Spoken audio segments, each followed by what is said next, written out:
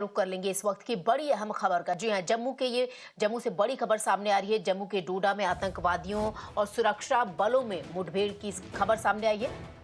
इस मुठभेड़ में सेना के कैप्टन समेत 4 हमारे जो जवान हैं वो शहीद हो गए। आतंकवादियों से मुठभेड़ में 3 जवानों की घायल होने की भी खबर सामने आ रही है। तो जम्मू कश्मीर के डोडा इलाके से ये बड़ी जानकारी निकल कर सामने आ रही है। डोडा में आतंकवादियों और सुरक्षा बलों के बीच मुठभेड़ चल रही है। हालांकि इस मुठभेड़ में सेना के कैप्टन समेत 4 जवान शहीद हो गए हैं।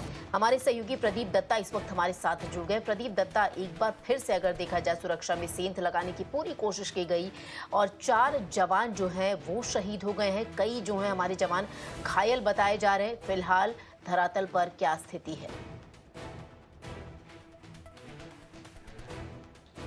बिल्कुल आप सही कह रहे हैं। एक दुखद खबर है देसा का इलाका जो कि डोडा डिस्ट्रिक्ट में पड़ता है और यहाँ पे 4 लोग जो हैं शहीद हो चुके हैं, जिसमें एक कैप्टन है और 3 के करीब जो जख्मी बताए जाते हैं उन्हें अस्पताल पहुंचाया गया है।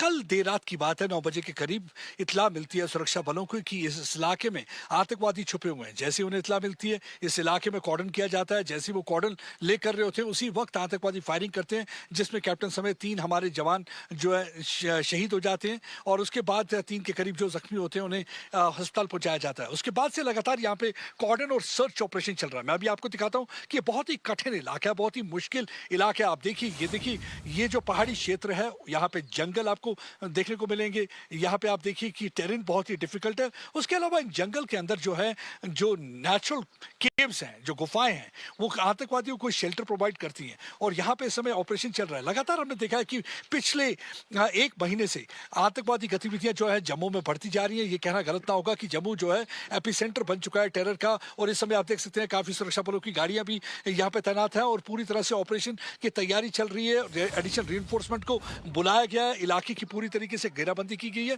ताकि आतंकवादी जो चूहों की तरह अंदर छुपे हैं बिल से निकाल के इन्हें मार दिया जाए। क्योंकि लगातार हमने देखा है जिस दिन से प्रधानमंत्री ने शपथ ली है, उस शपथ समारोह से पहले हमने देखा कि किस तरीके से जो यात्रियों की गाड़ी थी, वैष्णो देवी यात्री जो कि शिवखोड़ी से आ रहे थे, पौनी के पास पहुंचते उन पर फायरिंग की जाती है, जिसमें 9 के करीब यात्री मारे जाते हैं, 33 के करीब जख्मी होते हैं। उसके बाद लगातार बैक टू बैक अटैक देखा, कभी हीरानगर, कभी गंदो, कभी छतरगला और कुछ ही दिन पहले, हम 2-3 दिन पहले हमने देखा कि कठुआ में कैसे घात लगाकर उन्हें आर्मी कॉन्वॉय पे हमला किया, जिसमें 5 के करीब जो हमारे जवान हैं शहीद हो जाते हैं और 5 के करीब इंजर्ड होते हैं। उसके बाद देखिए ये पाकिस्तान में काफी बौखलाहट है। बौखलाहट की वजह यह भी है कि हाल ही में हुए लोकसभा चुनाव में हमने देखा किस तरीके से बम्पर टर्नआउट था। एक इतिहास रचा गया। 40 वर्ष में पहली बार देखा कि हम 60% के करीब जो इलेक्शन है अनंतनाग के जिले में हुई, 60% के करीब बारामूला में हुई। इस बौखलाहट की वजह मुझे मालूम है कि आने वाले दिनों में तैयारी की जा रही है असेंबली चुनाव की और वो चाहते हैं एक डर का, दहशत का माहौल पैदा किया जाए और दूसरा वो चाहते हैं कि एक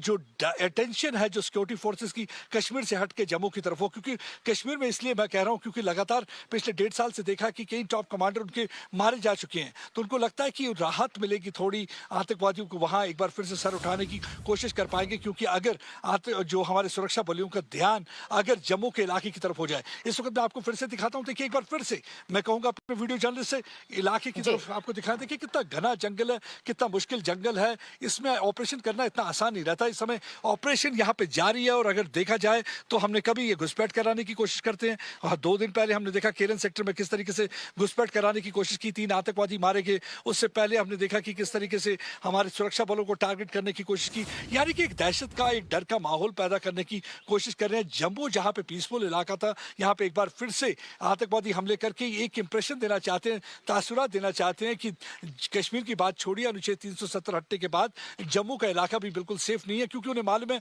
कि आने वाले दिनों में यहाँ 5वीं जो है एनिवर्सरी होगी अनुच्छेद 370 हटने की, यानी 5 अगस्त को मनाया जाएगा वो दिन। तो उससे पहले वो गतिविधियां अपनी तेज करना चाहते हैं। और दूसरा, आतंकवादी पाकिस्तान के अंदरूनी हालात सबको मालूम है, आर्थिक स्थिति सबको मालूम है, उनके पॉलिटिकल टर्मोइल है। कल ही हमने देखा कि किस तरीके से पाकिस्तान तहरीक इंसाफ जो कि इमरान खान की पार्टी है, जो कि जेल में समय उसकी पार्टी को बैन करने जा रही है पाकिस्तान की सरकार, तो वहां उथल पुथल का माहौल है। तो जब अपने वहां पे उथल पुथल का माहौल होता है तो उनको कोशिश यही रहती है कि यहाँ पे आतंकवादी गतिविधियां करके एक ध्यान बटा दिया जाए, पब्लिक का भी उन्हें बताया जाए कि देखिए कश्मीर में हम किस तरीके से कश्मीर की आजादी के लिए लड़ाई लड़ रहे हैं। हालांकि हमेशा पाकिस्तान कहता है कि सिर्फ मॉरल सपोर्ट दे रहे हैं, लेकिन सबको मालूम है कि पाकिस्तान किस हद तक जा सकता है। कहते हैं कि जिस तरह जिब्रा अपनी स्ट्राइप्स बदल नहीं सकता, उसी तरह पाकिस्तान अपनी नापाक हरकतों को बदल नहीं सकता। ब्लीडिंग इंडिया 1000 कट की जो उनकी पॉलिसी है वो अभी तक कंटिन्यू कर रहे हैं और पिछले कई दशक से वो लगातार कोशिश यही करते आ रहे हैं कि यहाँ पे ज्यादा से ज्यादा नुकसान हो, क्योंकि पाकिस्तान ना कश्मीरियों के चेहरे पर मुस्कान देख सकता है, ना यहाँ की आर्थिक स्थिति को सुधरते हुए देख सकता है, ना यहाँ के लोगों में अगर अच्छा चल रहा हो तो वो कभी देख सकता है। यही एक वजह है कि यहाँ पे आतंकवादी गतिविधियां जारी है। If you like this video, then like, share and subscribe to ET Now.